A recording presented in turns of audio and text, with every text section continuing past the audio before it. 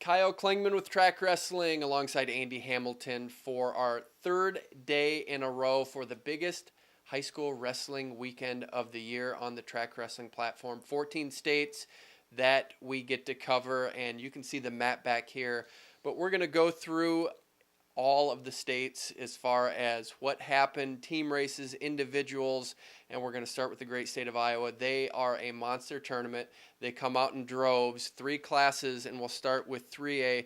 Waverly Shell Rock really doing a nice job right now. 147 points. Fort Dodge, who we said was going to be the dark horse, they're actually in second right now with 104, and then Southeast Polk, who we thought was going to challenge Waverly Shell Rock, in third place with 97. So the state dual team champion not keeping pace with Waverly Shell Rock at this point. Yeah, and it's a trend throughout all 3 classifications right now that state dual champions looking up at the traditional leaderboard right now and having some ground to make up.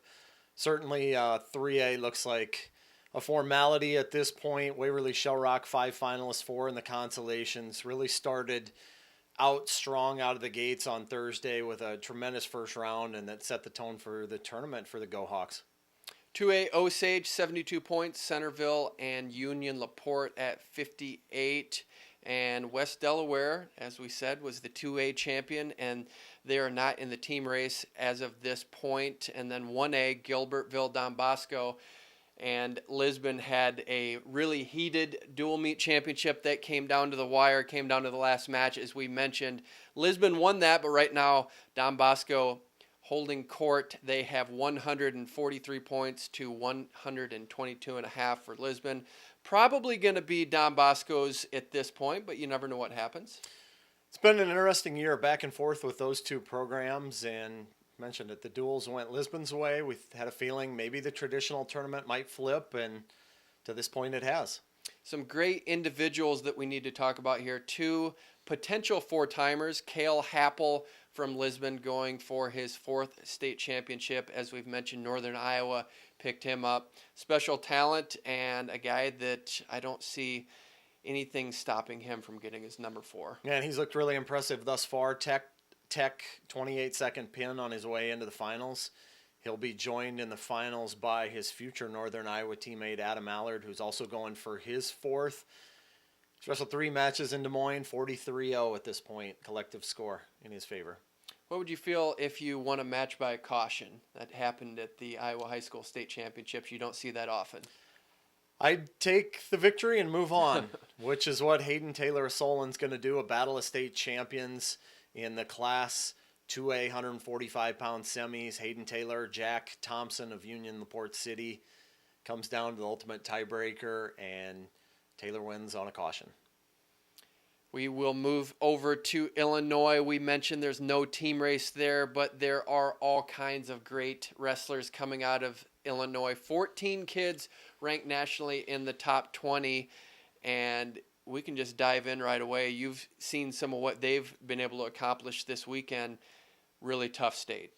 Yeah, absolutely. The depth there is incredible. We see it every summer with their freestyle and Greco programs, just the numbers that Illinois gets for those and the quality they get on top of the quantity. And certainly it manifests itself in Champaign, where you get guys that, there's a bunch of upsets. There's a bunch of high caliber matches from the quarters on, actually first round on. I mean, we saw some upsets Thursday, and it's been pretty impressive what Montini Catholic has been able to do, given the amount of depth, especially in Class 3A. There are 5 finalists for Montini Catholic, including a couple big matches that Montini won out of the gate Friday night in the semifinals. Joey Furnow at 106 pounds. He knocks off number 1 and number 2 in Illinois on Friday to reach the finals. And then Dylan Raguson over Jake Rundell. We've been billing up that match all week. Battle between number 8 and number 9 in the national rankings. They've gone back and forth this season. This one goes to Raguson on a 3rd period takedown, so he's headed to the finals, going to try to win another state title. And when we think about Illinois just not having the traditional scoring system, it is amazing what we're able to see come out of there. We mentioned just the freestyle presence and what they've been able to do at the USA Wrestling level. How have you seen that they've been able to do this, just as far as organization and being able to keep pace with the rest of the nation? Yeah, absolutely. It's organization, it's the leadership at the top, it's the investment that the athletes make in prioritizing the freestyle Greco program. There's a really strong buy-in there, and we see it year after year. They're in the mix at every age group. Freestyle Greco, they're able to wrestle through a lot of positions and just creates a tidal wave of talent coming through that state year after year. And we see it not just in the upperclassmen, but we've seen it in this tournament with the younger generation, the freshmen in this group. We saw it in the 3A, we saw it in 2A. Vincent Robinson, he's headed to the finals in 3A at 120 pounds, knocks off Nain Vasquez. Then another freshman for Aurora Christian in 2A, Chris Moore, knocks off number one on Thursday night, follows that up on Friday by reaching the 113-pound finals in 2A. Let's go over to Missouri, where Liberty is way out in front with 7 in the finals. And when you have 7 in the finals, that means they're winning a lot of matches. And you can talk about the dominating team performance they're putting on. Yeah, so we talked about Liberty on our show coming out of opening day of the state tournaments, 13-0. Followed that up, as you mentioned, with 7 finalists, 199 points. One of the highlights on the day for Liberty was a performance of Drake Smith at 160 pounds. He knocks off nationally ranked Vinnie Zerbin of Christian Brothers College. 2-1, third period reversal and right out to win that one. So big win for Liberty there. National number 1, Rocky Elam, is doing his thing. He's cruising, but there's a really, really good guy that got injured at the Missouri State Championships. You hate to see it, but we hope he's okay. Yeah, Cale Schrader comes into the tournament ranked in the top 10 nationally at 220. Was winning his quarterfinal match 3-1. A situation on the edge of the mat where he scored a takedown in the closing seconds and kind of clutched at his side. Was not able to wrestle in the semifinals. Do you think Teague Travis is tired at this state tournament yet? He hasn't wrestled much. Yeah, he's putting on a show right now. 3 sub-minute pins, Oklahoma State commit, on his way to the finals in Class 1 at 145 pounds. Let's go out to Indiana, where they're just a little bit different. If you lose in the first round of the Indiana State Wrestling Championships, it means you're out of the tournament, and that didn't play out very well in the 182-pound bracket. The top 3 guys in the state were in the same quad. That means one guy's being left home. Yeah, and that guy is McCartney Parkinson. Tough luck. Draws a nationally ranked guy in the first round in number 1 Joseph Walker. Gets it into overtime. It's 1-1 into the tiebreakers. He's riding him. And then Joseph Walker reversed him to his back for a fall. So 1 minute you look like you might maybe pull off a big upset here, and then the next your tournament's over. And doesn't get a whole lot easier for Joseph Walker moving on to the quarterfinals. He draws number 2 Mason Winner. So you're going to get a 1 versus 2 quarterfinal at 182 pounds. Let's go out to Colorado. There are 4 potential 4-time state champions. They're all still alive, 2 on the same team.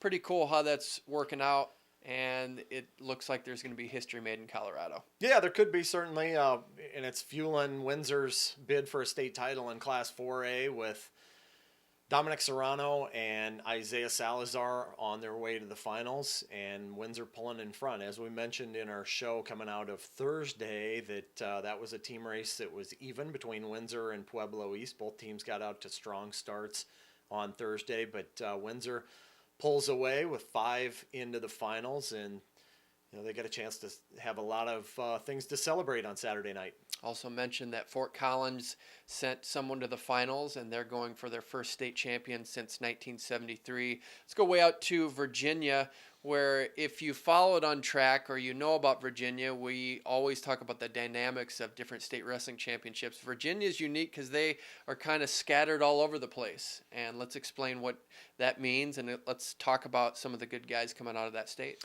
Well, one of the races to watch is in Class 3. It was a year ago that Christiansburg had their 17-year string of titles snapped by New Kent, and it was a story that made regional and national waves on the high school front, and looks like Christiansburg might be on the verge of getting back on top, which, you look at it a year ago and New Kent ends that run with a freshman-laden team, all these freshmen going to the finals, winning titles, and you thought maybe there's going to be a new dynasty. Christiansburg has found a way to take an 18-point lead into Saturday. They're going to have 12 in the top 6 New Kent's going to have 11 in the top 6, so that's one to keep an eye on.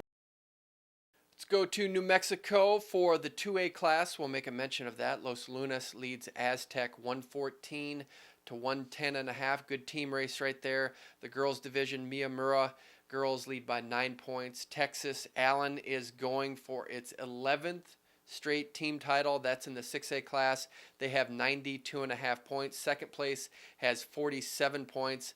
And Allen does not have national number 1 AJ Ferrari, and they also don't have his brother in the lineup. In all, they went 25-7 on the day, so they're really doing a nice job in the 6A class. Go out to Washington. National number 8 heavyweight Braxton Mikesell from Central Valley.